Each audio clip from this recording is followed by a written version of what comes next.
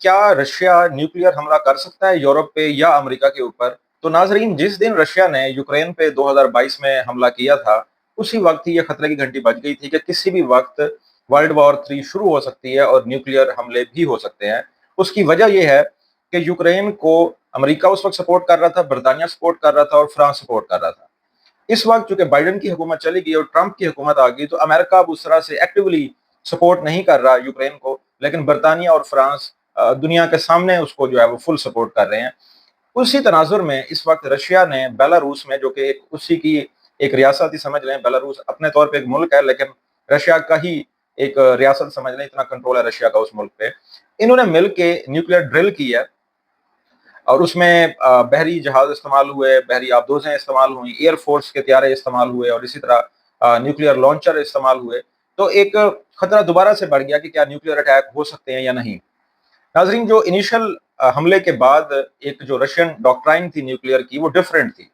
लेकिन जब अमेरिका ने, ब्रिटानिया ने और फ्रांस ने यूक्रेन को मदद करना शुरू किया, तो रशिया ने अपनी न्यूक्लियर डॉक्ट्राइन चेंज कर ली थी और उस चेंज करने का मतलब ये था कि उन्होंने ये चीज़ ऐड कर दी कि कोई भी मुल्क अगर यूक्रेन को कोई भी हथियार देगा और वो हथियार अगर रशिया के खिलाफ इस्तेमाल हुए, तो जिस मुल्क ने यूक्रेन को हथियार दिए हैं, रशिया उस मुल्क पे न्यूक्लियर अटैक कर सकता है।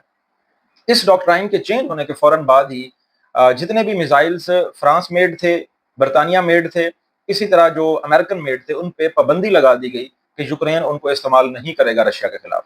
लेकिन चूंकि इस जंग को अब 3-4 साल होने वाले हैं, तो अब बताया जा रहा है कि यूक्रेन ने इंडिजिनस लॉन्ग रेंज मिसाइल्स बनाना शुरू कर दिया है। यही सबसे बड़ा जो है अहम पॉइंट है, क्योंकि ये लॉन्ग रेंज मिसाइल्स पहले यूक्रेन के पास नहीं थे और पिछले 4 साल की जो जंग है, ऑब्वियसली ये जो इंडिजिनस जो उन्होंने खुद अपने बनाए हैं, ज़रूर ये टेक्नोलॉजी वेस्ट ने ही दी होगी, लेकिन अब चूंकि उसने खुद बनाए हैं, तो उन मिसाइलों से अब रशिया पे अटैक हो रहे हैं, चाहे उसमें मॉस्को भी इवन शामिल है और बाकी शहरों पे भी हमले हो रहे हैं।